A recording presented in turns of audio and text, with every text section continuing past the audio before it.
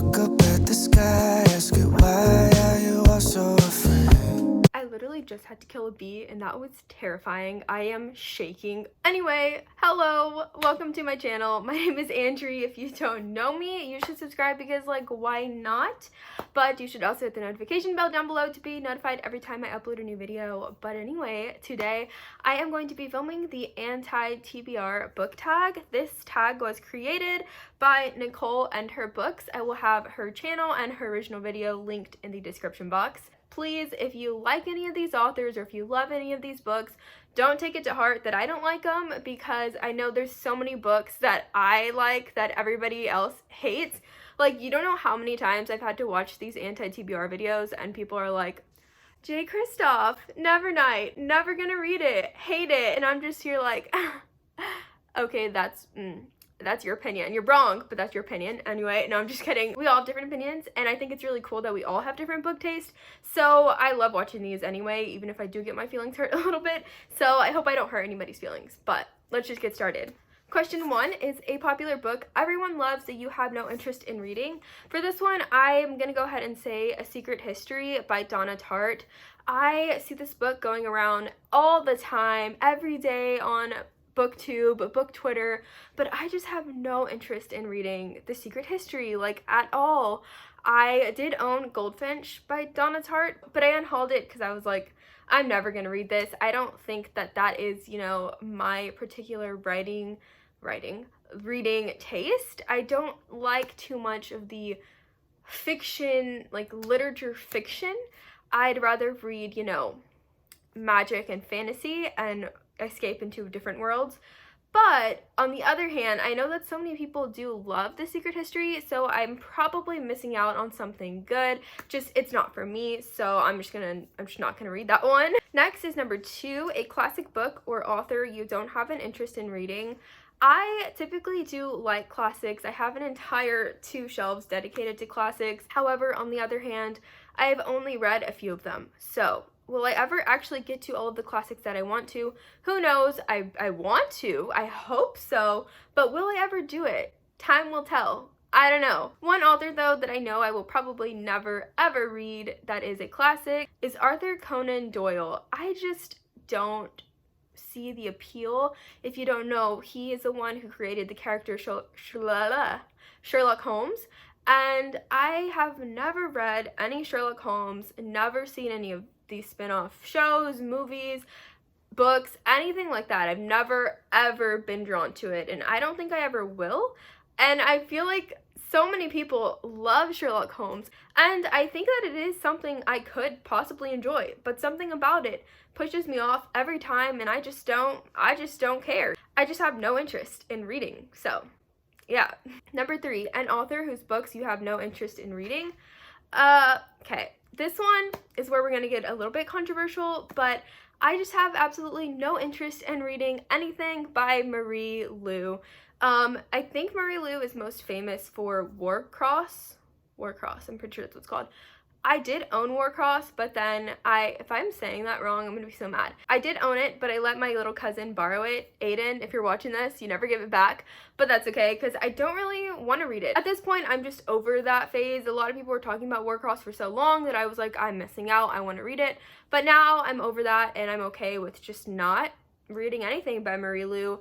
I would say maybe this is because she is targeted definitely to young reader, and I am 22, so I'm getting out of that young adult phase, kind of. I don't know, I feel like 22 is still young adult, new adult, whatever. But at the same time, I don't think I can blame it on that, because I read a lot of young adults and I do enjoy them. So I don't think that's it. I don't think that I'm too old, but I just have no interest in anything by Marie Lu. Everything, like her newest book, Kingdom of the Back, I think, something like that. A lot of people were talking about it, raving about it, and I was just like, nope, like nothing. No spark of interest at all. I feel like that was harsh. I'm sorry. Okay, 3.2. A problematic author whose books you have no interest in reading.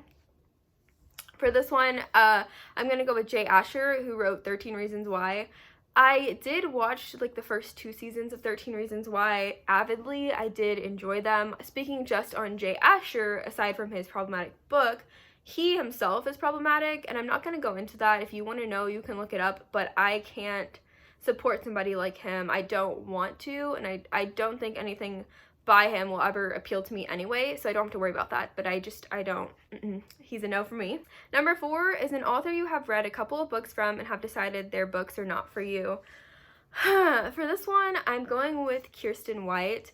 I read The Guinevere Deception by Kiersten White, and I gave it 4 stars, which is funny that I'm saying I will never read anything by her. I thought The Guinevere Deception was overall entertaining, but it was so slow and nothing really happened, but I just thought it was a solid book. Like, it was written well, and the story was fully developed, but at the same time, it wasn't anything extra or over the top or anything special. And I don't mean to say it like that, but it's, if you've read it, you know what I mean. So I don't think I'll read anything by Kiersten White again. I like when authors have very eloquent, flowery writing, and Kiersten White doesn't have that.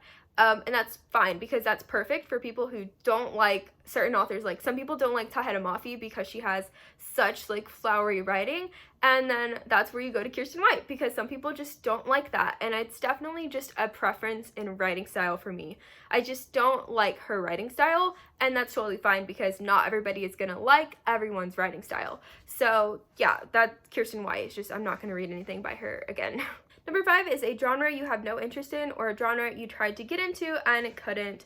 For this one, I'm going with mystery. Just, I can't read mysteries. I don't care. I don't want to read them. I do like thrillers, and I think that there is a distinction between thriller and mystery. Could be wrong. I don't know. There's nothing to it. There's nothing deep and philosophical about this answer. I just don't like mysteries. I can't read them. I've tried. Is it that I haven't found a good one? Probably not, because I just don't enjoy any of them, but I don't know. Maybe that could change one day as I get older and my taste changes, but I don't see that happening. Number 6 is a book you have bought but will never read. This can be a book you've unhauled or returned to the library unread. So I am going to say for this one that I will never read Fangirl by Rainbow Rowell. I did buy Fangirl a while back, secondhand. I picked up Fangirl initially because I really liked Carry On a lot. Like, I really loved it, and then I wanted to know where these characters originated when I found out that Simon and Baz were in Fangirl somehow. But then when I heard, you know, all the stuff about Rainbow Rowell, I was kind of like, I don't really want to read Fangirl. I don't see the need to read it.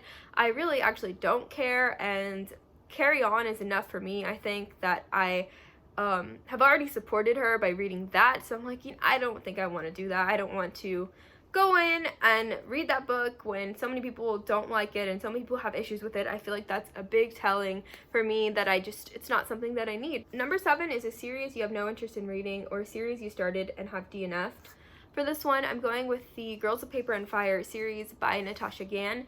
I did read the first one. I didn't really enjoy it. I thought it was slow and I could never fully get into it. I never connected with any of the characters. Could just be on me. It was a fantasy, something I thought I would really enjoy because I saw a lot of people liking it, but when I read it, it just didn't live up to the hype. I don't know if I hyped it up too much in my brain or what, or if it just wasn't for me, but definitely not something that I want to continue, so I'm not going to. I think the second one is called Girls of Storms and Shadow or something like that. I really did like the love interest. I loved where the love story part was going, but the rest of it, the world building, characters, everything else was just kind of for me, so I'm not going to continue it, but I'm glad that some people like it. I'm glad that a lot of people do enjoy it. And finally, number 8 is a new release you have no interest in reading. I have an entire list. I'm just going to go through these. I came up with a lot because these all came out this year that I've been hearing about so much, and I'm just not going to read them, so don't expect to hear these on my channel because I don't think I'm going to ever get to these, but if I do, you can come back and call me a liar. So okay, so the first one is The Camelot Betrayal by Kiersten White. That's a sequel to Guinevere Deception. We've already touched on that. I don't want to read anything else by Kiersten White, so I'm not even going to pick that one up.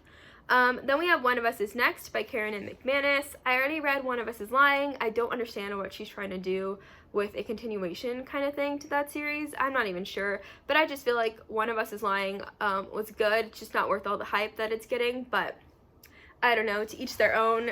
Maybe it is good. Maybe I might pick up that one day. I don't know, because I really did like One of Us is Lying. The Midnight Lie by Marie Rutkowski. don't have any interest. Incendiary by Zoraida Cordova, no interest. Girl Serpent Thorn by Melissa Basherdoust. Oh my gosh, I hear about this one so much. And I did see Haley from Pages of Haley read it, and she actually seemed to kind of like it. And so that kind of made me like, I don't know. I really trust Haley, so maybe I would like it. But people just kept talking about it, and I kept reading the synopsis over and over, and it just never like piqued my interest. So I don't know about that one. But when Haley said she liked it, I was kind of like, okay, you know, maybe it's good. Maybe it deserves some rights, but I don't know about that one. Fable by Adrienne Young, that one I think is in the newest release on here, and I've been hearing a lot about it, but I don't know. I haven't tried Adrienne Young, so it's kind of messed up of me to put it on here already. It kind of seems good, kind of doesn't. I don't know, maybe I'll try it out one day, but as of right now, I'm just not like rushing to pick it up.